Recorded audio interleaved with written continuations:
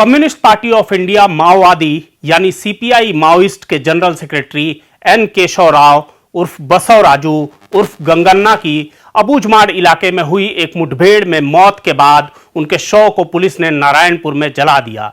शव अंतिम संस्कार के लिए केशव राव के परिजनों को नहीं दिया गया तो उनकी मां भारतम्मा और भाई एन दिलेश्वर राव ने आंध्र प्रदेश हाईकोर्ट की शरण ली। कोर्ट ने आदेश दिया कि शव पोस्टमार्टम के बाद उनके परिजनों को दिया जाए, लेकिन कोर्ट के आदेश के बाद भी पार्थिव शरीर नारायणपुर में मौजूद उनके सबसे छोटे भाई एन राम प्रसाद को नहीं दिया गया। इतना ही नहीं, जब बसव राजू के भाई ने उनकी अस्थियों की मांग की तो पुलिस ने उन्हें एक ऐसे पत्र पर हस्ताक्षर करने का दबाव बनाया जिसमें लिखा गया था कि हम कोई वैध दस्तावेज नहीं दे पाए, इसलिए हमें सुपुर्दनामे में नंबाला केशव राव उर्फ बसव राजू का शव नहीं दिया गया।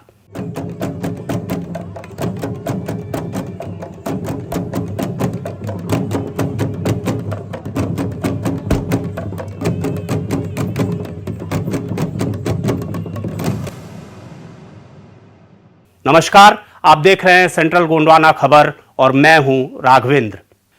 अपने आधिकारिक बयान में छत्तीसगढ़ पुलिस ने कहा कि क्योंकि 7 नक्सलियों के शवों, जिनमें सीपीआई माओवादी के महासचिव बसव राजू का शव भी शामिल था, के लिए कोई स्पष्ट कानूनी दावा नहीं आया है, उनका अंतिम संस्कार कार्यपालक मजिस्ट्रेट के आदेशानुसार विधि सम्मत तरीके से नारायणपुर में किया गया। छत्तीसगढ़ पुलिस यह दावा तब कर रही थी जब केशव राव के भाई आंध्र प्रदेश हाईकोर्ट के आदेश की कॉपी लेकर नारायणपुर के सरकारी दफ्तरों का चक्कर काट रहे थे। नारायणपुर जिले के कुड़मेल जाटलू मुठभेड़ में मारे गए 27 माओवादियों के 100 में से 20 के शव को दावा सत्यापन के पश्चात उनके परिजनों को सौंपा गया।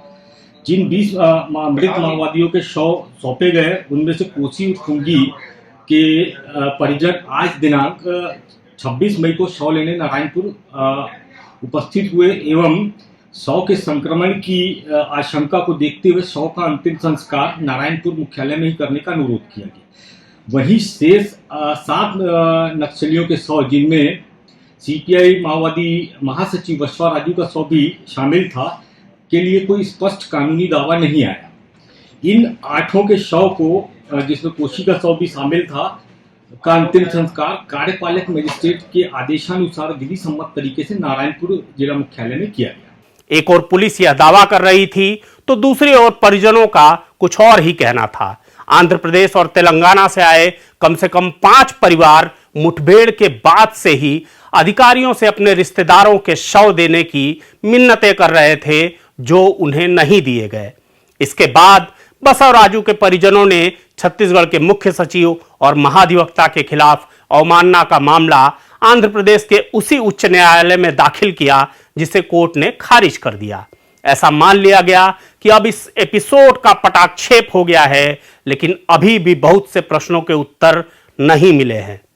25 मई को ही नक्सलियों की दंडकारण्य स्पेशल जोनल कमेटी ने एक प्रेस वक्तव्य जारी करके यह आरोप लगाया कि बसव राजू को जिंदा पकड़ा गया था और बाद में उनकी हत्या की गई। बसव राजू के बड़े भाई एन दिलेश्वर राव के साथ कुछ और लोगों ने भी ऐसी आशंका जाहिर की थी। मुझे पता चला है कि राजनीतिक नेता भी हस्तक्षेप कर रहे हैं ताकि शव यहां ना लाया जाए। हम कहां हैं? क्या हम लोकतंत्र में हैं? संविधान के लिए, मौलिक अधिकारों के लिए, अनुच्छेद 21-14 के लिए? ये सब क्यों हमें मिले हैं? मैं मानता हूं ये बात है इम्पोर्टेंट बात। केशवराव जिंदा में पकड़ा गया, पकड़ा जाने के बाद इनको कोर्ट में लाना था, इन लोग कोर्ट में नहीं लाया, उनको मार दिया। मार देने के बाद डेड बॉडी देने से, उसको हम देखने से ये सब निकल के आ जाएगा, इसीलिए छाप देने के लिए डेड बॉडी नहीं दिया। दूसरा दबाव छोड़ दीजिए, वो पॉलिटिकल दबाव, ये दबाव रह सकता है, लेकिन असल दबाव ये है, सरकार ढाक में रहने वाला था, इसको छापने के लिए सरकार ये करना। देश के गृह मंत्री अमित शाह ने बस्तर से ही यह ऐलान किया है कि मार्च 2026 तक इस देश से माओवाद का पूरी तरह से खात्मा हो जाएगा। पहले नक्सलवाद को एक सामाजिक आर्थिक समस्या के रूप में भी देखा जाता था, लेकिन अब सरकार इसको केवल लॉ एंड ऑर्डर की समस्या मानकर चलती दिख रही है। सरकार का यह सख्त रुख शांति लाने में सहायक होगा या इससे आदिवासी और अधिक अलग थलग पड़ जाएंगे, जो पहले से ही देश में सबसे अधिक हाशिए पर पड़े समूहों में से एक हैं? यह इस वक्त का एक बड़ा सवाल है। इस मुद्दे पर झारखंड के सामाजिक और सांस्कृतिक कार्यकर्ता शैलेंद्र कुमार को सुना जाना चाहिए। किस देश के अंदर नक्सलवादी आंदोलन की शुरुआत एक काउंटर प्रक्रिया थी। अमूमन हमारे सामने पेश ये किया जाता है जैसे नक्सलवादी आंदोलन का जन्म हवा में हुआ और नक्सलाइटों के आतंक के गर्भ से जैसे स्टेट बेचारी लाचार हो गई और उसी लाचारगी में नक्सलाइटों के खिलाफ स्टेट को अभियानों का संचालन करना पड़ रहा है। लेकिन तथ्यात्मक सच्चाई यह है कि स्टेट स्पॉन्सर्ड जो क्रूरता है और न्याय व्यवस्था की जो विसंगति है और समता, स्वतंत्रता और न्याय के मूल्य बोधों की जो अवहेलना है और हिंदुस्तान के गांवों में जिस तरीके से कास्ट हायरार्की और फ्यूडलिज्म का बोलबाला था, उस बोलबाले के गर्भ से प्रतिक्रिया में नक्सलवादी आंदोलन का जन्म हुआ। इसीलिए हम उस पर जब आलोचनात्मक नजर डालेंगे तो मैं ये कहना चाहूंगा कि नक्सलाइटों की समीक्षात्मक मूल्यांकन बिल्कुल होनी चाहिए और हिंसा की मजम्मत भी होनी चाहिए, उसके खिलाफ बोला भी जाना चाहिए। लेकिन इस हिंसा के जन्म लेने की प्रक्रिया को अगर अपने दृष्टि से ओझल कर दीजिएगा तो नक्सलाइट आपके एकमात्र विक्टिम रह जाएंगे। लेकिन अगर आप उसको ओझल नहीं होने दीजिएगा और हिंदुस्तान की उस सांदर्भिक सच्चाई को देखिएगा तो नक्सलवाद की आलोचना के बावजूद उस आंदोलन के प्रति आपकी सक्रिय सहानुभूति होगी और कुछ ऐसी चीजें होंगी जिनको आप पसंद भी करेंगे और जिनको आप नापसंद भी करेंगे। पसंद करने से मेरा मतलब यह है कि कॉलेज के नौजवान अपने कैरियर का परित्याग करके अपनी जनता के प्रति समर्पण को अभिव्यक्त करने के लिए हिंदुस्तान के जंगलों में उतरे और उन्होंने नक्सलवादी आंदोलन की शुरुआत की और एक हिंसा के अनवरत सिलसिले की शुरुआत हुई जिसमें दुश्मनों को बेरहमी के साथ मारा गया और मारने की यह प्रक्रिया इतनी बेदर्द थी कि जिसकी आलोचना प्रत्येक संवेदनशील व्यक्ति को करनी चाहिए और इसी हैसियत से हमने उसकी आलोचना भी की थी। लेकिन तथ्यात्मक सच्चाई यह है कि नक्सलवादी आंदोलन के चलते सरकार का ध्यान बहुतेरे समस्याओं की तरफ गया और एक गरीबों के अंदर जैसे विश्वास का रिटेंशन भी हुआ। लेकिन इसी वजह से उनकी जो हिंसा है, अराजक हिंसा है, उस हिंसा की मैं वकालत नहीं कर सकता हूं। बस्तर दरअसल सालों से अघोषित युद्ध भूमि बना हुआ है। सरकारी आंकड़ों के मुताबिक देश भर में साल 2000 से 2024 के बीच माओवादियों के साथ मुठभेड़ में 11,000 से ज्यादा नागरिक और सुरक्षाकर्मी मारे गए हैं। इस दौरान सुरक्षा बलों ने 6,160 माओवादियों को मारने का दावा भी किया है। बस्तर में पैरामिलिट्री और स्पेशल फोर्सेस को मिलाकर लगभग 66,000 जवान तैनात हैं। अकेले बस्तर में सुरक्षा बलों के 320 से अधिक कैंप स्थापित हैं। पिछले 25 सालों में बस्तर में हजारों मुठभेड़ हुई हैं, जिसमें केवल 2 की न्यायिक जांच हुई है। 28 जून 2012 को बीजापुर जिले के सारकेगुड़ा में 6 किशोर आयु के बच्चों समेत कुल 17 लोग मारे गए थे। इसी तरह बीजापुर जिले के ही एडसमेटा में 17 मई 2013 को 4 किशोरों सहित 8 आदिवासी मारे गए थे। हाईकोर्ट के जज की अगुवाई में गठित जांच दल ने सभी पीड़ितों को निर्दोष माना और साफ साफ कहा कि मारे गए सभी नागरिक आम ग्रामीण थे और उनका नक्सलियों से कोई वास्ता नहीं था। लेकिन 2022 में कांग्रेस के शासनकाल में जांच रिपोर्ट आ जाने के बाद भी आज तक किसी के खिलाफ कोई मामला दर्ज नहीं हुआ है। ऐसे में बस्तर में आए दिन होने वाले एनकाउंटर्स में मानव अधिकारों के उल्लंघन का अंदाजा लगा पाना मुश्किल नहीं है। लेकिन कम से कम बसवराजू की बात करते हुए मानव अधिकारों की दुहाई तो कतई नहीं देनी चाहिए, क्योंकि बसवराजू प्रत्यक्ष अथवा अप्रत्यक्ष रूप से हजारों हत्याओं का जिम्मेदार था और ये हत्याएं बेहद क्रूर होती थी। नक्सलियों का पूरा साम्राज्य ही डर और आतंक की बुनियाद पर कायम है। जन अदालतों में नक्सलियों द्वारा दी जाने वाली सजा बेहद खौफनाक होती है। मैं खुद ऐसे लोगों से मिला हूं जिनके परिजनों को जन अदालत में पेड़ों के हरे डंडों से पीट पीट कर उनकी चमड़ी उधेड़ दी गई। जिसके बाद उनकी मौत हो गई। मैं ऐसे लोगों को भी जानता हूं जिनके अपने हाथों से गड्ढा खुदवाकर अपने हाथों से ही अपने रिश्तेदार को जिंदा दफन करने पर मजबूर किया गया। लड़का को जान तक मारे थे। उसको एक लड़का ला के पानी पिला दिया, जिसको क्या के 50 डंडा लाठी, बंदूक से नहीं मारे, लाठी से, कच्चा वाला ऐसे लाठी गोंद के 50 लाठी मारे तो जान उतने भी जान खत्म नहीं हुआ। इधर से मारते उन लोग, इधर से, इधर सामने नहीं मारते। पूरा मीटिंग बिठा के 4-5 गांव के मीटिंग बिठा के मारे। तो मैं अभी देख नहीं सकूंगी करके मैं भग रही थी। एक नक्सली आके ऐसे करके मेरे को ऐसे करके मार दिया, या खून निकला तो मैं भी गिर डाली। लड़का भी होश नहीं है एकदम। उसको दूसरा लाके पानी पिलाया। उसको कैसे कहे तो खूब देर तक रहा, तो ऐसे आँख देखा, अरे ये तो आँख देख रहा है करके फिर डंडा लगाया, ऐसे लगा कि इधर एक खड़े हो गए। जान बचेगा। गला काट देना, गला घोंट देना, बम बांधकर शरीर के चीथड़े उड़ा देना, स्पाइक होल, आईईडी ब्लास्ट करके एंटी लैंडमाइन व्हीकल तक उड़ा देना, ये नक्सलियों के लिए सामान्य घटनाएं हैं। नक्सलियों की क्रूरता की हद जाननी हो तो आपको एर्राबोर कांड के बारे में जानना चाहिए।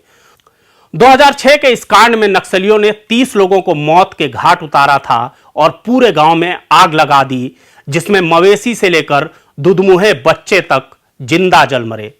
2007 में नक्सलियों ने रानी बोदली कांड को अंजाम दिया था, जिसमें न केवल 55 जवानों को मौत के घाट उतारा बल्कि पेट्रोल डालकर उनके शवों को आग के हवाले कर दिया। 2010 में ताड़मेटला में पुलिस के 76 जवानों को गोलियों से भून देने वाली घटना सुरक्षा बलों पर आज तक के इतिहास का सबसे बड़ा हमला था। नक्सलियों के भयावह किस्सों का कोई अंत नहीं है। बसवराजू सन 2001 से सेंट्रल मिलिट्री कमीशन का मुखिया था और इसी वजह से इन सारी वारदातों का प्रत्यक्ष या परोक्ष रूप से जिम्मेदार था। इनमें से बहुत सी घटनाओं में या तो उसकी मौजूदगी रही और अगर सीधे मौजूदगी नहीं रही तो उसका मार्गदर्शन रहा। अब तक जो जानकारी सामने आई है उसके मुताबिक बसवराजू नक्सल हिंसा के लगभग 258 मामलों में नामजद है। माओवादियों ने यह घोषित कर रखा है कि वे भारत के संविधान को नहीं मानते, लेकिन संविधान को मानने वाले और संविधान की शपथ लेने वालों से कहां चूक हो जाती है कि देश के हजारों लोग हथियार उठाने या फिर नक्सलवाद के रास्ते पर चलने को मजबूर हो जाते हैं। नक्सलवादी और आम भारतीय नौजवान दोनों ही क्रांतिकारी भगत सिंह को अपना आदर्श मानते हैं। वही भगत सिंह जिन्होंने कहा था कि क्रांति बम और बंदूक का दर्शन नहीं है। लेकिन आज नक्सलवादियों के साथ पूरा प्रशासनिक तंत्र इस मसले का हल बंदूक की गोली से ही तलाशने का यत्न कर रहा है। हाल के महीनों में जो राजनीतिक बयानबाजी हुई है उससे साफ जाहिर है कि दोनों ही तरफ युद्धोन्माद हावी है और इस उन्माद में लोग यह भूल रहे हैं कि चाहे माओवादी हों या डीआरजी के जवान, मारने वाला भी आदिवासी है और मरने वाला भी आदिवासी ही है। शैलेंद्र कुमार अपने साथ हुए एक पुराने वाकये का जिक्र करते हुए इस मामले पर बहुत महत्वपूर्ण बात कह रहे हैं। कोटा एक बहुत draconian law government of India की तरफ से लाया गया था और बहुत सारे सोशल ग्रुप जिसमें नक्सलाइटों के फ्रंटल ऑर्गेनाइजेशन भी थे, उन्होंने एक सेमिनार का आयोजन किया था और मुझसे कहा था कि आप वहां बोलने के लिए आइए। तो मैंने कहा कि मुझको मत बोलने के लिए बुलाइए, मैं वहां अगर बोलने के लिए आऊंगा तो आपको बेवजह नाराजगी होगी। लेकिन उन्होंने कहा कि क्या आप पुट्टा के खिलाफ नहीं हैं? तो मैंने जवाब में उनसे कहा कि मैं पुट्टा के खिलाफ हूं, लेकिन मैं अपने हिसाब से पुट्टा की समीक्षात्मक मूल्यांकन करते हुए आपकी भी आलोचना करूंगा। उन्होंने मुझको कहा कि ठीक है। तो मैंने उनसे वही शुरुआत किया और हमने कहा कि मैं पुट्टा के खिलाफ हूं, इसीलिए कि जिसको नैसर्गिक न्याय कहते हैं, जिसको प्राकृतिक न्याय कहते हैं, जिसको नेचुरल जस्टिस कहते हैं, उसका पहला पाठ यही है कि जिस पे आरोप गठित किया गया हो उसको सफाई का मौका मिलना चाहिए। लेकिन आप कहते हैं पुट्टा में कि हम आपको कोर्ट आने की इजाजत ही नहीं देंगे और आपके तर्कों को सुनेंगे ही नहीं। तो मेरा पहला आरोप यह है कि यह न्याय के प्रथम सिद्धांतों का उल्लंघन है, इसलिए कि जब बार्बरिक सोसाइटी से मनुष्य ने सिविल सोसाइटी की तरफ यात्रा को प्रारंभ किया तो न्याय के जिन प्रथम सिद्धांतों की उसने नींव डाली उसमें यह था कि जनाब जैसे जिन पे आरोप गठित किया गया उनको सफाई का मौका मिलना चाहिए।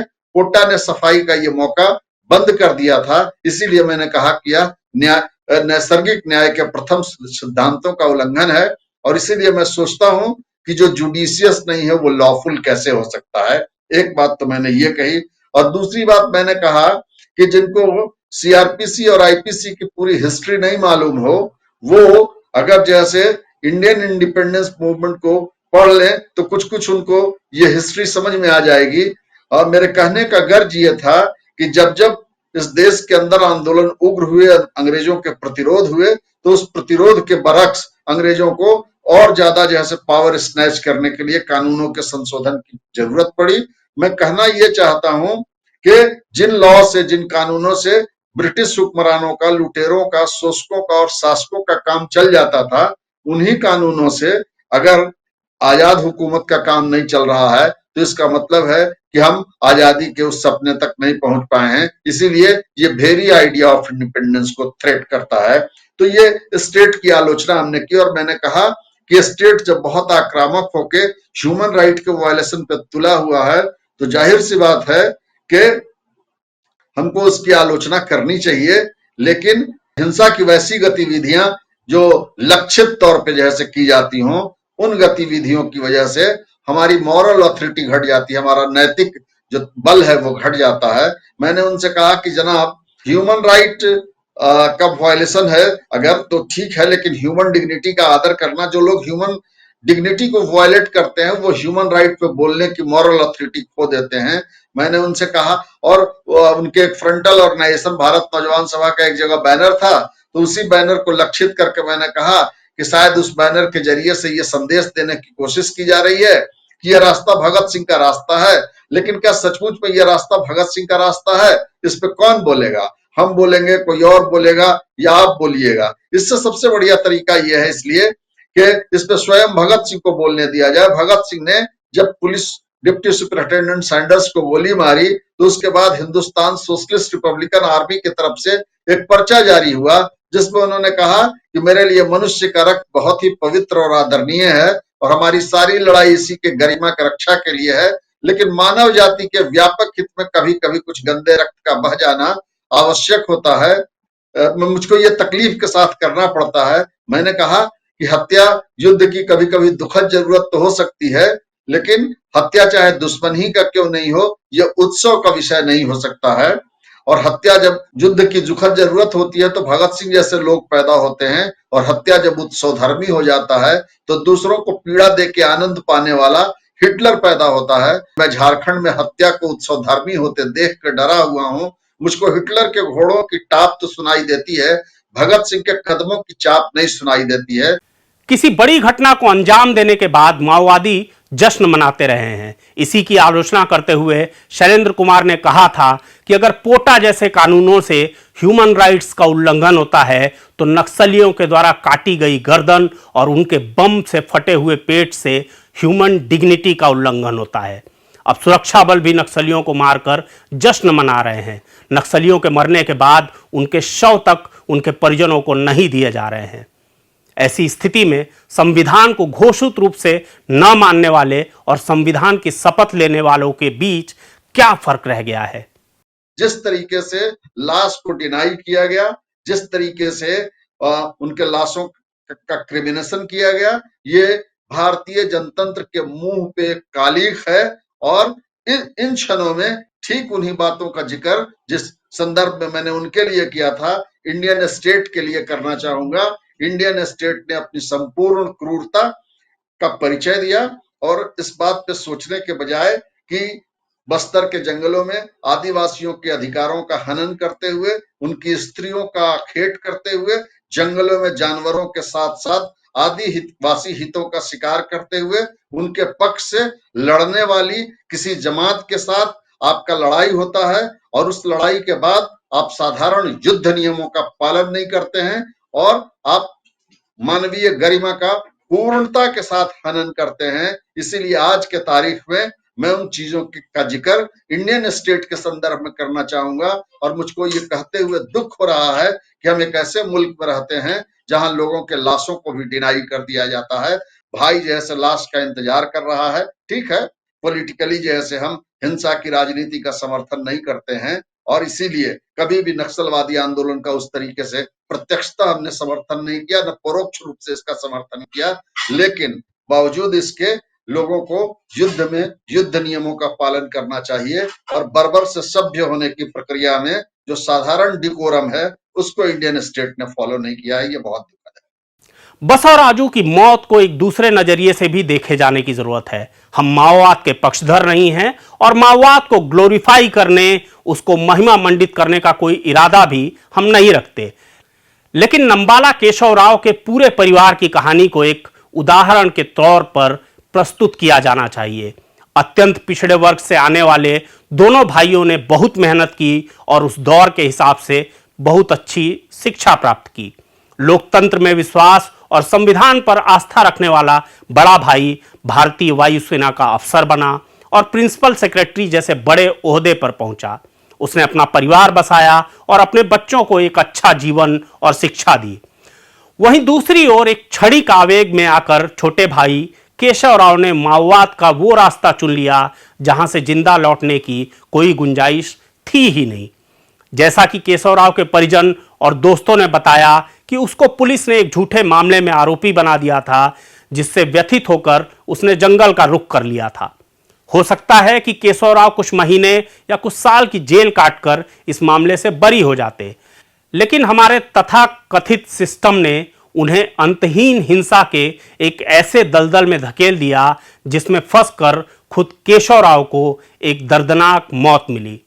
हमारा सिस्टम 45 साल पहले भी वही था और आज भी वही है। बस्तर के गांव में आज भी जब पुलिस या सुरक्षा बल के जवान घुसते हैं तो पूरा का पूरा गांव जंगल में भाग जाता है। एक आम भारतीय शहरी आज भी थाना जाते हुए घबराता है। मैं अपनी कल्पना में सोचता हूं कि अगर नंबाला केशव राव का शव उसके परिजनों को दे दिया जाता तो उनके गांव जियनापेट्टा में बड़े भाई दिलेश्वर राव उसका सर अपनी गोद में रखकर अपनी डबडबाई आंखों से उससे जरूर पूछते कि छोटे भाई, तुझे इस रास्ते पर चलकर आखिर क्या मिला। केशव राव और उनके बड़े भाई दिलेश्वर राव दोनों ही वॉलीबॉल और कबड्डी के अच्छे खिलाड़ी थे और प्रायः दोनों भाई परस्पर विरोधी टीम के साथ खेलते थे। खेल के अलावा अपनी व्यक्तिगत जिंदगियों में भी पूरे 45 साल तक दोनों भाई विपरीत टीम में ही रहे।